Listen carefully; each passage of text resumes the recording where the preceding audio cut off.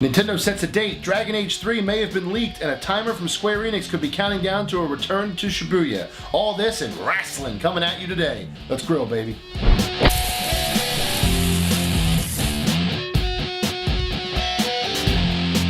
Senior Editor Jason Fanelli once again at your service as we dive into the meatiest gaming news from this past week. Nintendo sent out invitations this week to a September 13th Wii U press event in New York, possibly signifying the end of the wait for the new system's release information.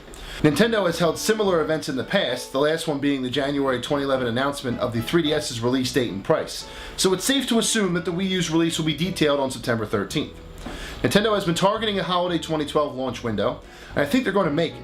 I'm going to go a little Nostra Jason on you, as I predict that the Wii U will launch the Sunday before Thanksgiving, November 18th, at a price tag of $299.99. Think about it. It can't be priced much higher than the current systems. The Wii launched on the Sunday before Thanksgiving in 2006, so the window is exactly the same.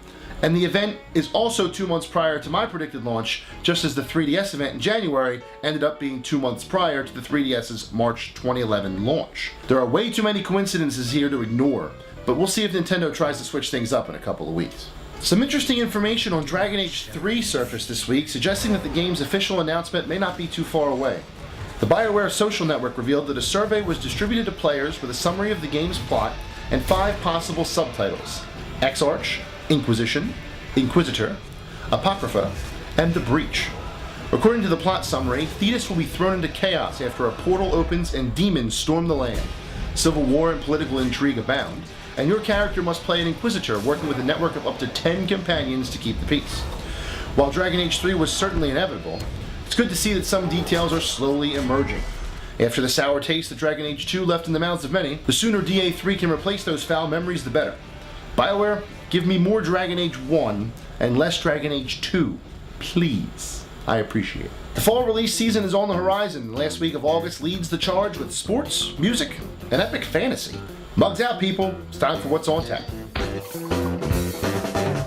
EA Sports makes its annual return to the gridiron with Madden NFL 2013, sporting a new physics engine and enhanced connected career mode. On the PC, MMO fans will see a long wait finally end with the release of Guild Wars 2. This game has been a long time coming for the MMO community, as it's been in development for close to 5 years.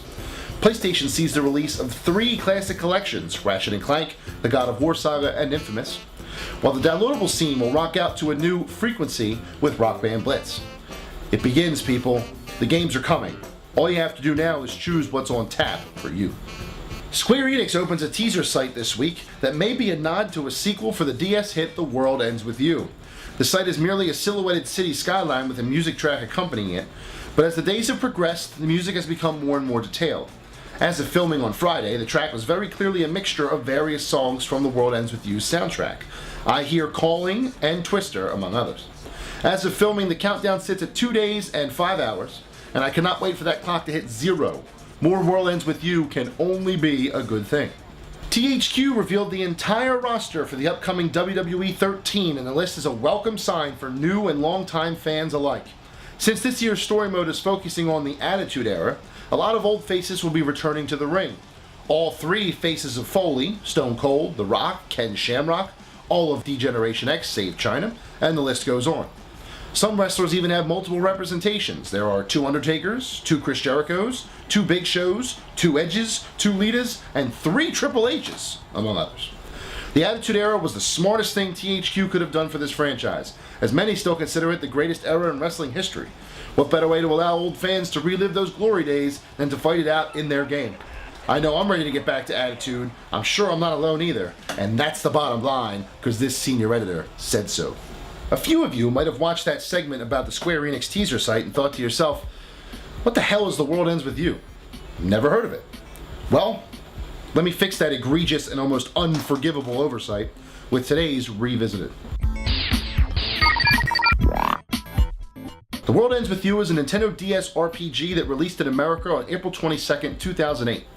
Players follow the story of Neku Sakuraba, a boy trapped in an alternate plane of existence known as the Underground. The UG looks like Shibuya in Japan, but it's far more treacherous.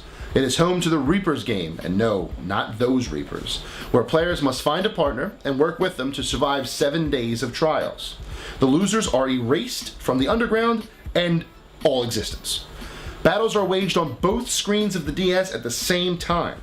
The bottom screen controlled with the stylus, and the top screen controlled with the D-pad or the buttons, depending on what hand you are, creating fast and frenetic gameplay. Couple that unique system with an excellent story and a fantastic soundtrack, and you have one of the best games on the DS that no one really knows about.